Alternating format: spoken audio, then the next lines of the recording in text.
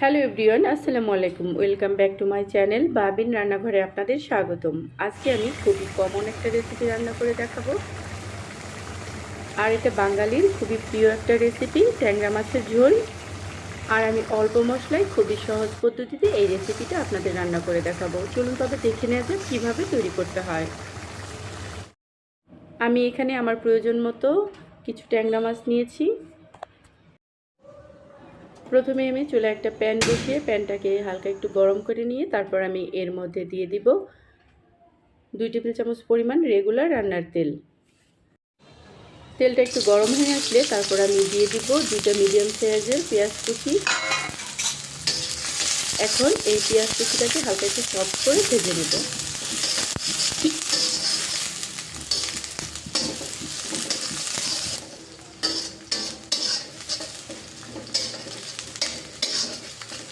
পেঁয়াজের মধ্যে দিয়ে দিচ্ছি আমি 1 টেবিল চামচ পরিমাণ আদা রসুন পেস্ট। এখন এই আদা রসুন পেস্টটাকেও আমি তেলের সাথে ভেজে নেব।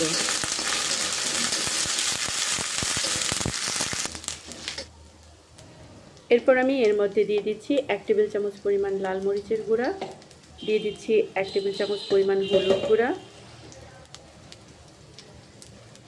আর দিয়ে দিচ্ছি স্বাদ মতো লবণ। এখন এই সমস্ত মশলাকে আমি একসাথে তেলের সাথে ভেজে নেব। একটু ভেজে নেওয়ার পর তারপর আমি এখানে সামান্য একটু পানি দিয়ে দিব, আর এই পানিটা দিয়ে আমি মশলাটাকে খুব ভালো করে কষিয়ে নেব।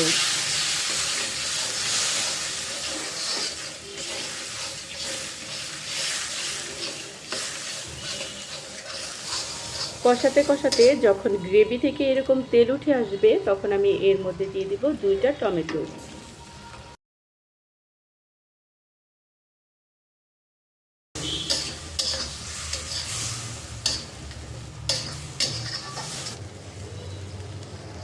এরপর একটা ঢাকনা দিয়ে ঢেকে রান্না করে নেব 3 থেকে 4 মিনিটের মতো।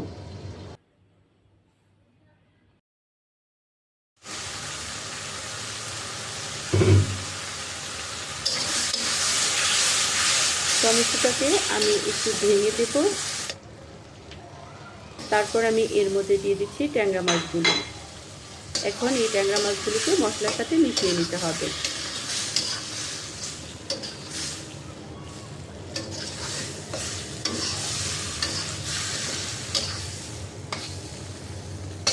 সব কিছু নেড়েচেড়ে মিশিয়ে নিয়ে তারপর একটা ঢাকনা দিয়ে ঢেকে রান্না করে নিব 2 মিনিটের জন্য।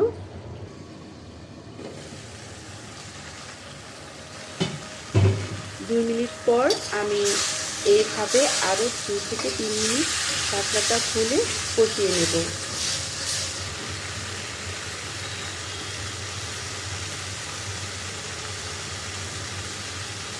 দিয়ে দিচ্ছি আমি 1 কাপ পরিমাণ পানি।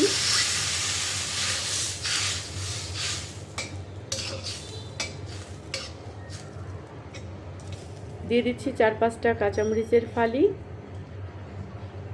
তারপর একটা ঢাকনা দিয়ে ঢেকে রান্না করে নেব।